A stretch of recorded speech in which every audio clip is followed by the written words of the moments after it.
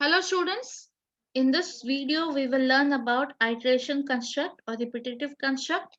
As you know, there are three basic constructs that governs the statement flow. The first one is the sequence or the normal flow, which goes in a sequence, that is one statement after the other the statements are executed. Then we have the selection or the conditional flow, where based on a particular condition, either the statement or a group of statements following the if part is followed, or else the statement or a group of statement in the else part is followed. But here it is important, based on the test expression, your condition, it will either take one way or the other way. So there are two ways, the true way or the false way. Our topic today is about iteration construct or repetitive construct, where a group of statements are repeatedly executed till a particular condition is tested to be true.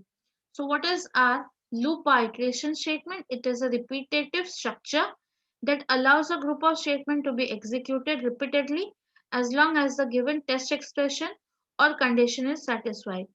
The iteration statements provided by Java are for loop, while loop, and do while loop. If you can see, both in the selection or the conditional statement, you had the test expression where it was taking a two-way, and in your selection it takes a two-way method, that is either for the if way or the else way. In iterative statements, it is repeatedly executed. A particular group of statement are repeatedly executed in both the cases, but it depends on the test expression or the condition. So again, we what are the three types of looping statement? They are for loop, while loop, and the do while loop. Now let us see the for loop. Now this question is the for loop. We are writing a program using for loop to execute 10 times, displaying the first 10 natural numbers. That is, it will display 1, 2, 3, 4, 5, 6, 7, 8, 9, 10.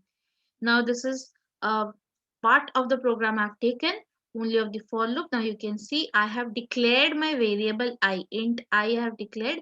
Within the for, I'm initializing I to be 1. Then I give a semicolon. I less than equals to 10. This is my test expression over here.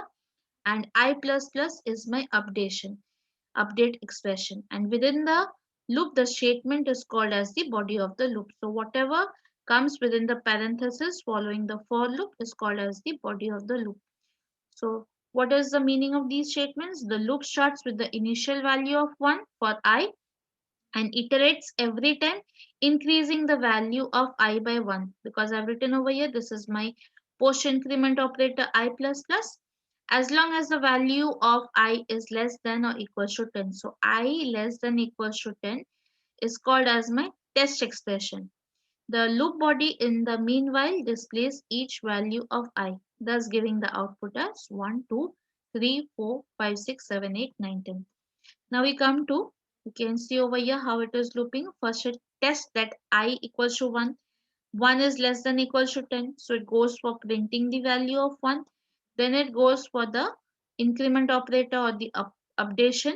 And then again it goes to check when I will increase to 2. So it will check 2 less than equals to 10. Yes. So it will print 2 and then it will increase to 3. So this process goes on till the value is 10, and when it becomes 11, 11 is not less than equals to 10. So it will come out of the loop body. So let us discuss the elements that control a loop. You had seen my I equals to 1 is my initialization expression. So before entering a loop, the variable that controls the execution of it is called initialization.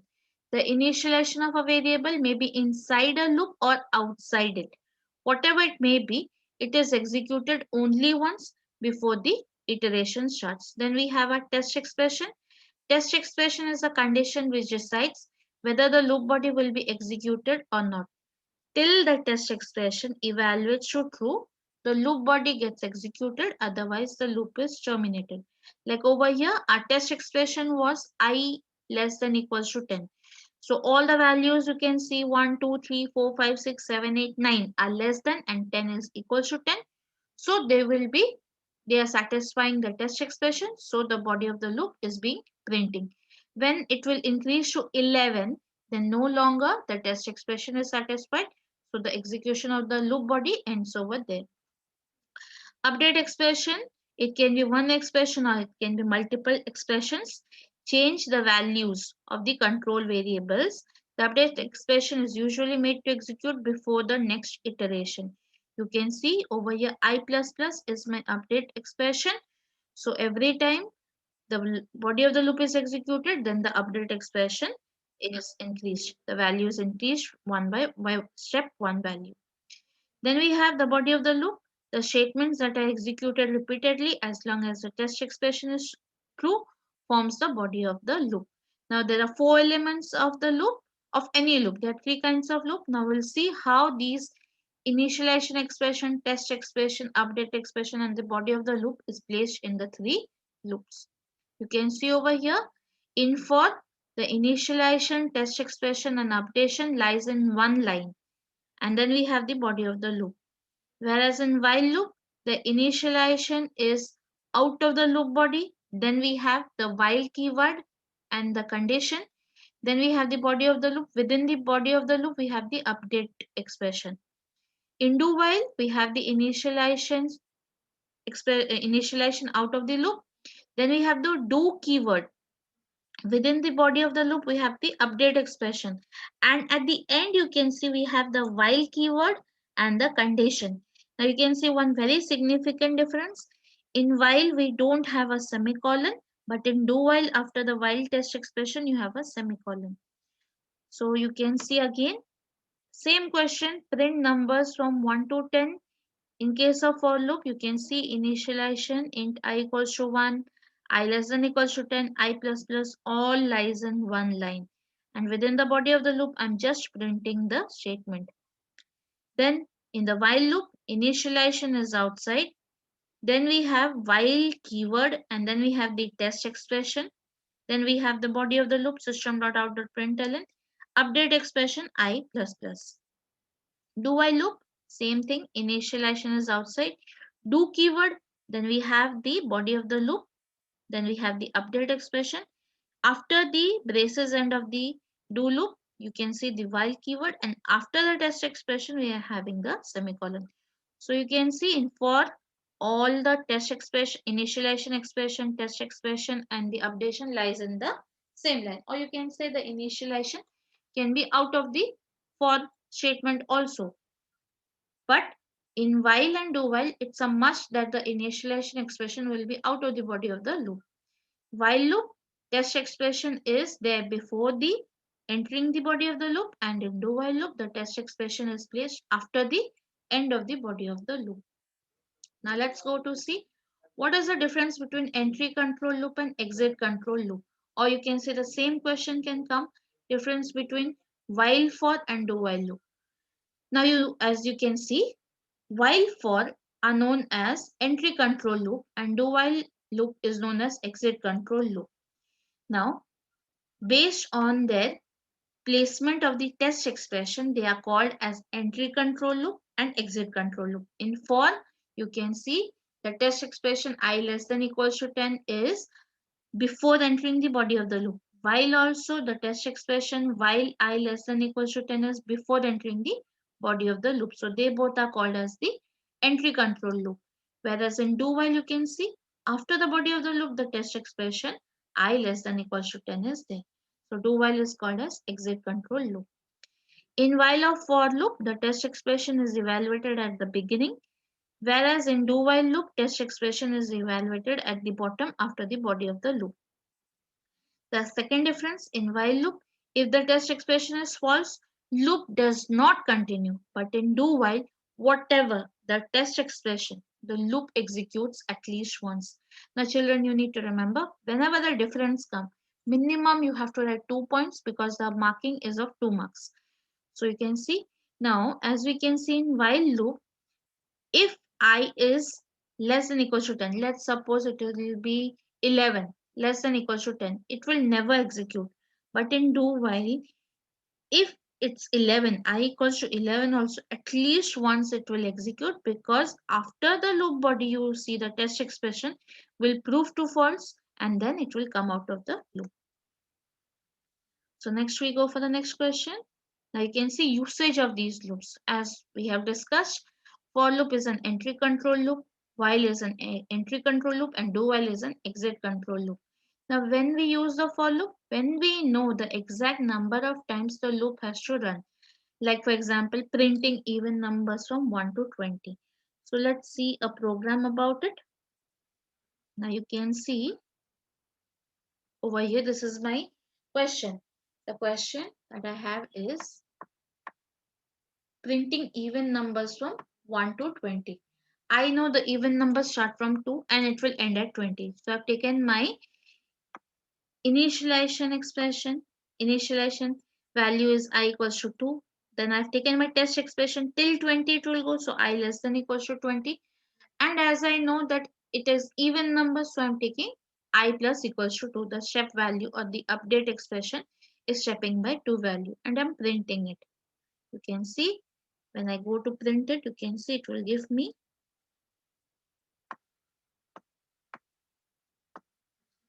I'm printing over here. As you know, I have already compiled. So you can see it prints to me 2 to 20. Fixed.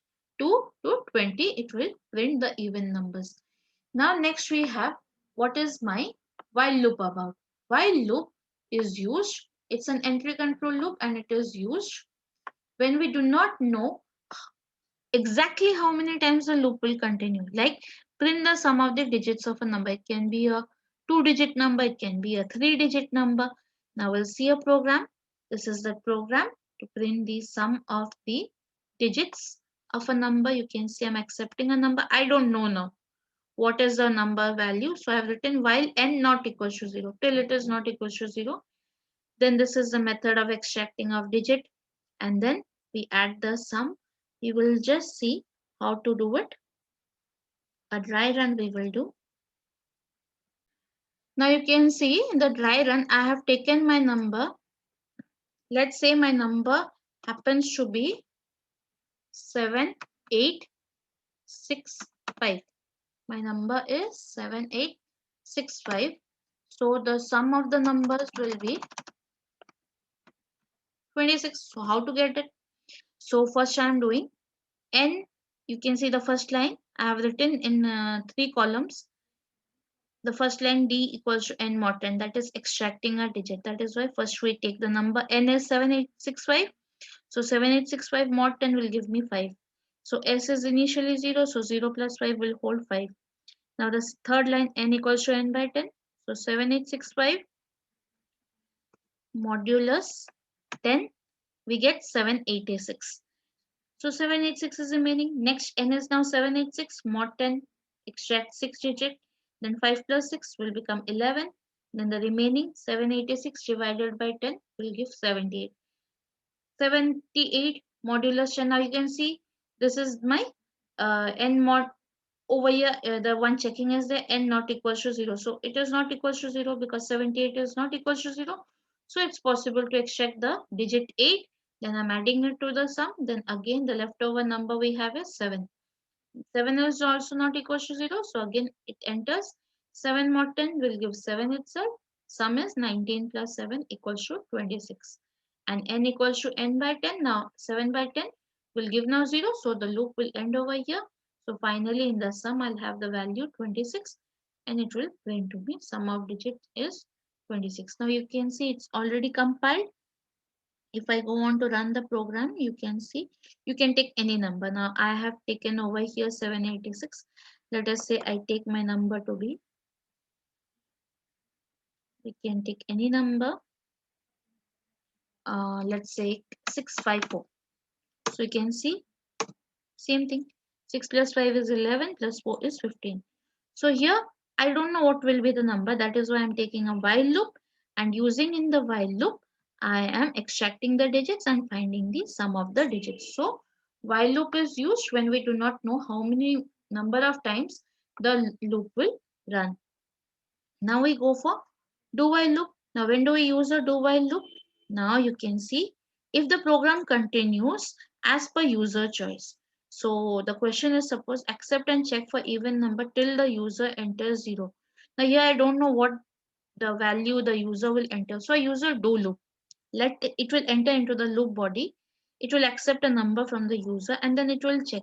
If n mod 10 equals to 0, and n is not equal to 0, because 0 divided by anything, it will give 0. So that is why I have written.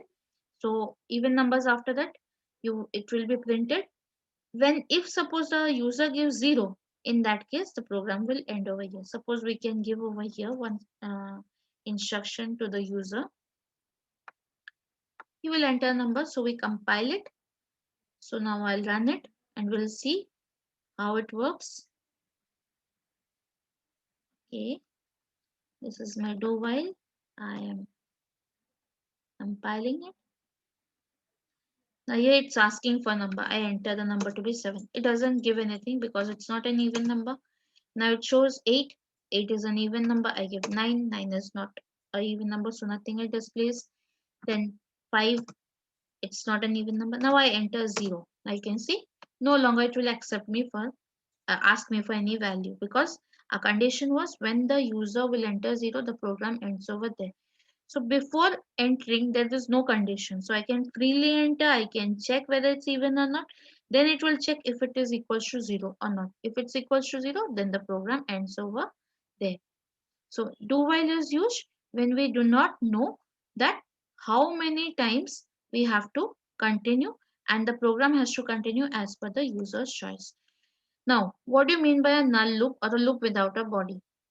There are two instances. One instance, a for loop statement which doesn't include any statement as body of the loop is called as null loop or empty loop. One example is, it has a test expression, it has an initialization, it has a test expression and updation. After the for loop, you give a semicolon, it becomes a null loop.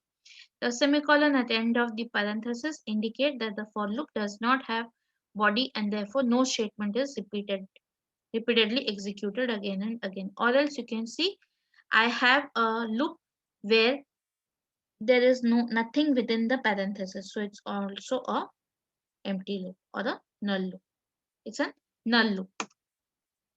So what's an endless loop? Endless loop, the loop will not end. When a loop is designed to execute continuously forever, such loops are known as endless loop or infinite loop. You can see, for example, I have missed out on my updation. So it will continue because x equals to 1 and 1 is always less than equals to 10. So the loop will continue. And another instance is, you can see x equals to 1, x greater than equals to 1, x plus plus. So already x is 1, then all the updation will take increasing 1. So in both the cases, these are examples of infinite loop or endless loop where it will continue. Now, what's the difference between null loop and infinite loop? A null loop does not contain any statement to repeat. An infinite loop repeats execution of the statement for endless iteration. As I told you earlier, your questions come minimum marked of 2 marks. That is why you need to write 2 points. That is why first I have written the definition, and in the second difference I have written the syntax. Then we come to what do you mean by delay loop. A null loop is also called delay loop, which does not repeat the execution of any statement but keeps the control engaged until the iterations are completed. So your null loop is also called as a delay loop. So we come to next, one similarity and one difference between while loop and do while loop. Now, as we have discussed previously, similarities between while and do while is that both the loops execute as long as the given test expression is satisfied. And the difference is, while is an entry control loop and do while is an exit control loop. As you can see in the syntax, it's given. This is one of your ICSE question also. Now, what are jump statements and their use? This is also an ICSE question. There are basically 3 jump statements, but right now you need to know about 2. Break statement is used to exit from the loop or switch block. You have already used in the switch block.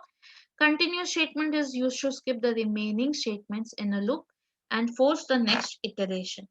So we will understand this with the help of a program. So you can see the definition. Okay, we'll go on to first see the program. Now, the same program, you can see the program that we had done previously, that is checking for even numbers between 2 to 20. Now over here I have given a condition. If I equals to 10, then it will break. Now let's see. What happens? It's already compiled. So I run it. You can see this is my break. Now I am compiling it. You can see the output comes 2, 4, 6 and 8. 10 doesn't come, and after 10 also. We wanted to print till 20, but you can see the output is only coming 2, 4, 6 and 8. Now we'll go to see this continue. Now same thing, I equals to 10, then it will continue. So what happens in the case of continue? You can see 2, 4, 6, 8, 10 is only omitted after that 12, 14, 16, 18, 20. So in case of break and continue, the difference is break statement is used to terminate a statement sequence in switch statement or to exit a loop. When break is used in a loop statement, it forces immediate termination of a loop, bypassing the conditional expression and remaining part of the body of the loop. We had the test expression to go till 20, but when the break was encountered at I equals to 10, it stopped over there and it came out of the loop. The control is transferred to the line immediately after the loop body. Break is always used under a conditional statement. Now this program is to print from 1 till 15. But when 5 will come, you can see this loop will output numbers up to 4, because when 5 will come, 5 is completely divisible by 5, so it will break. Then it will stop over there. In case of continue, the continue when used in a loop, it continues to skip the rest of the lines after continue statement till end of the body of the loop. In other words, it forces to loop again without completing the execution of the whole body. Now, when I had become 10 in a previous question, what happened? 10 was not printed. The statement system.out.println I was not executed. It was omitted. It went for the next iteration. Similarly here, I equals to x equals to 1, x less than equals to 15. So wherever it will be divisible by 5, so you can see the output 1, 2, 3, 4, 5 is excluded, 6, 7, 8, 9, 10 is excluded, 11, 12, 13, 14, 15 is excluded. So wherever a multiple of 5 will come, there that part will be executed. Here the output statement to print x is skipped every time the condition to execute continue statement becomes true. So this is not there in your course into 2022, but we are teaching you nested loop. Now what's a nested loop? Nested loop means loop within a loop. When the body of a loop contains another loop, it is known as nested loop. Now you can see an example. I will start from 0 to 5, and within that it will go from 0 till the value of I. So when I will be 0, J will loop for once, that is for 0 only. Next, I will become 1, so it will loop from 0 to 1. And then I will become 2, so it will loop from 0 to 2. That is why you can see it is printing the value of j. So in the side you can see we are printing 0, 1, 2. And system.out.println we are using so that the cursor after printing the j, it will come to the next line. About this we will learn in detail in our next video. Hope you understood about iteration and conditional statements. Thank you.